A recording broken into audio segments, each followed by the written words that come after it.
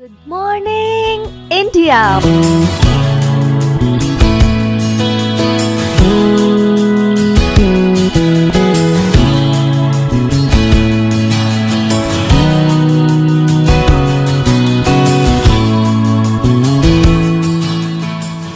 Monday to Friday. Back-to-back classes. Live from studio. Good morning students. कल मैंने आपको प्रश्नमाला 13 व्रत की स्पर्श रेखा एवं छेदन रेखाओं के बारे में समझाया, उनकी परिभाषाओं के बारे में आपको बताया गया। आज मैं प्रश्नमाला 13.1 के प्रश्नों के बारे में अध्ययन करेंगे। प्रश्नमाला 13.1 इसमें क्या है?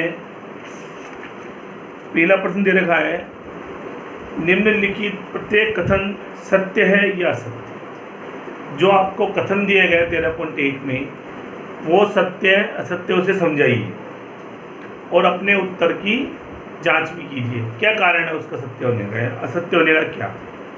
पहला प्रश्न है, किसी व्रत की स्पर्श रेखा वह रेखा है जो व्रत को दो बिंदुओं पर स्पर्श करती है।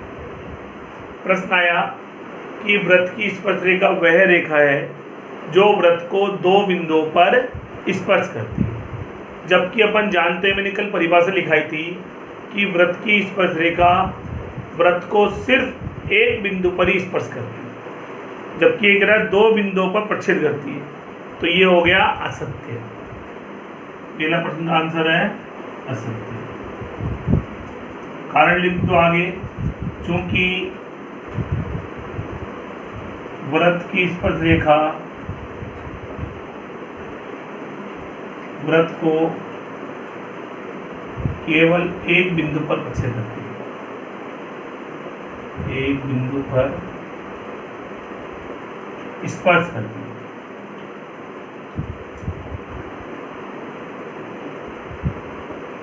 सेकंड नंबर है, सेकंड प्रश्न कह रहा है कि एक स्पर्श रेखा एक्स वाई ओ केंद्र वाले व्रत को पी पर स्पर्श करती है। एक स्पर्श रेखा एक्स वाई ओ केंद्र वाले व्रत को पी पर स्पर्श करती है। जैसे व्रत दे रखा है, ये एक स्पर्श रेखा एक्स वाई जो किसी बिंदु पी पर स्पर्श करती है और इसका व्रत का केंद्र है। तो क्यू स्पर्श रेखा पर अन्य बिंदु हो तो क्या OP बराबर OQ होगा? कोई अन्य बिंदु क्यों हो गया? कोई अन्य बिंदु क्यों हो गया इस स्पर्श रेखा पर Q? तो आपसे सिद्ध करा रहा है क्या OP बराबर OQ होगा? OP बराबर OQ, OP बराबर OQ। और अपन जानते हैं कि OP स्पर्श रेखा पर लंब है।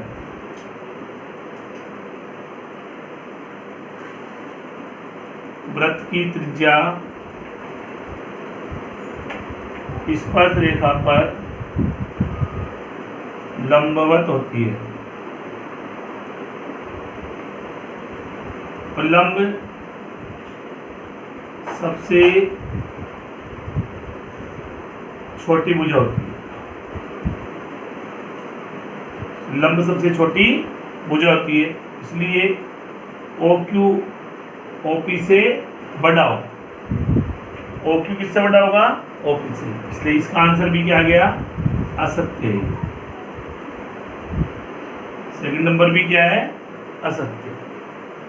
हमारे थर्ड नंबर आता है, थर्ड नंबर क्या है? व्रत पर स्थित बिंदु P व Q दो स्पर्श रेखाएं LM और XY खींची गई है। यदि PQ व्रत का व्यास तो सिद्ध कीजिए LM समांतर XY। इसको समझिए, ये व्रत है, ये PQ व्यास और P और Q बिंदु पर LM और XY दो स्पर्श रेखाएं खींची गई है,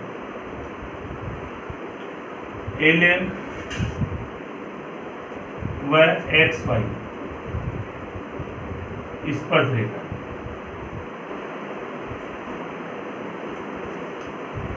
प्रश्न क्या कह रहा है, वृत्त पर स्थित बिंदु P और Q स्पर्श रेखाएं LM और XY खींची गई है। यदि PQ व्यास, PQ को क्या माना गया है, व्यास, चूंकि PQ वृत्त का व्यास। अगर वृत्त का व्यास है तो अपन जानते हैं वृत्त की त्रिज्या स्पर्श रेखा पर लंब होती है। चूंकि वृत्त की त्रिज्या स्पर्श रेखा पर क्या होती है, लंब होती है। अगर लंब होती है तो ये कोण भी 90 हो गया, ये कोण भी 90 हो गया। कोण एल पी क्यू बराबर कोण वाई क्यू ओ, दोनों समकोण हो गए। और दोनों कौन से कोण कहलाएंगे, एकांतर कोण कहलाएंगे। अगर ये और ये कोण एकांतर कोण है, हमें दिख रहा है कि ये कोण इसका एकांतर है, तो LM समांतर XY हो जाना चाहिए। LM समांतर क्यों जाना चाहिए, XY। अगर LM समांतर XY आ गया तो क्या हो गया, ये सत्य। क्या हो गया, सत्य। समझ में आया? क्योंकि वृत्त था, वृत्त के PQ व्यास पर दो स्पर्श गए, LM और XY थी। हमें सिद्ध करना था कि LM समांतर XY होगा या नहीं होगा, सत्य सत्य में बताना था। तो ये सत्य हुआ क्योंकि वृत्त की त्रिज्या स्पर्श रेखा पर लंब होती है। अगर वृत्त की त्रिज्या स्पर्श रेखा पर लंब है तो ये कोण 90 होना चाहिए, P वाला। वैसे Q बिंदु पर भी 90 डिग्री होना चाहिए। अगर P और Q दोनों 90 है तो एकांतर कोण होगा, और एकांतर कोण दो समांतर रेखाओं के बीच में बनते हैं, इसलिए LM समांतर XY है। इस प्रकार से 3 क्वेश्चन हुए। चौथा देखिए,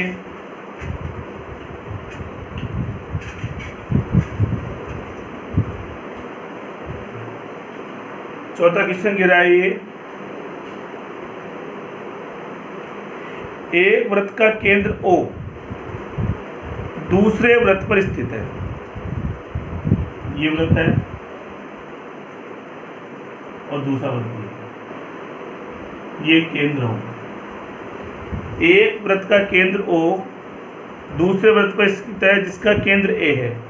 इसका केंद्र A है, इस वाले वृत्त का। एक वृत्त का केंद्र O दूसरे वृत्त पर स्थित जिसका केंद्र A है।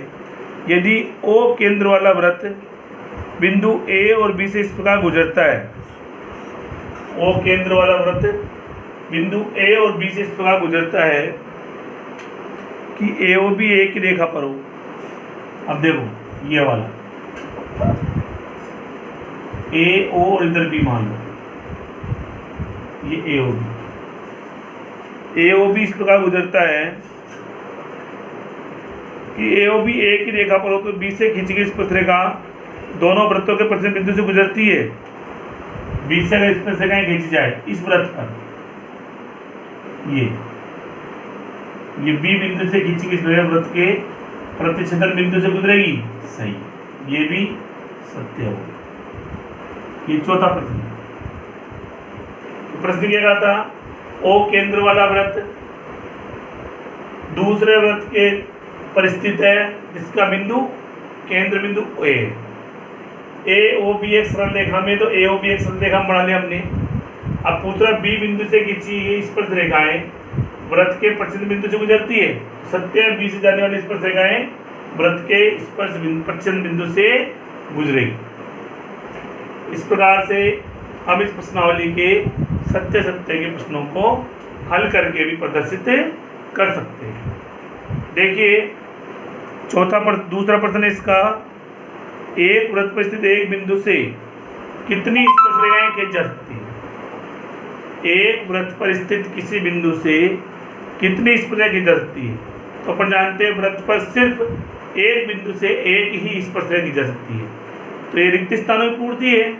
इसमें कैसे भरेंगे कि एक वृत्त पर स्थित एक बिंदु से केवल एक स्पर्श रेखा खींची जा सकती है। दूसरा प्रश्न है, वृत्त को दो बिंदुओं पर प्रतिच्छेद करने वाली रेखा को क्या कहते हैं। कल मैंने परिभाषा लिखाई थी आपको कि वृत्त पर स्थित दो बिंदुओं को प्रतिच्छेद करने वाली रेखा को छेदन रेखा कहते हैं। तीसरा है, एक वृत्त की स्पर्श रेखाएं समांतर स्पर्श रेखाएं हो सकती है। कितनी हो सकती है, दो। अभी बताया था मैंने, वृत्त के व्यास पर खींची गई स्पर्श रेखाएं समांतर रेखाएं कहलाती है। तो दो समांतर स्पर्श रेखाएं हो सकती है। चौथा कह रहा है वृत्त तथा स्पर्श रेखा के उभयनिष्ठ बिंदु को क्या कहते हैं। तो अपन जानते हैं वृत्त तथा स्पर्श रेखा के उभयनिष्ठ बिंदु को स्पर्श बिंदु कहते हैं। जो वृत्त होता है उस पर कोई स्पर्श रेखा खींच जाए तो इस पर जो बिंदु आता है वो कौन सा बिंदु कहलाता है, स्पर्श बिंदु। ठीक है, इस प्रकार से हमें प्रश्न नंबर 1 और 2 हुआ।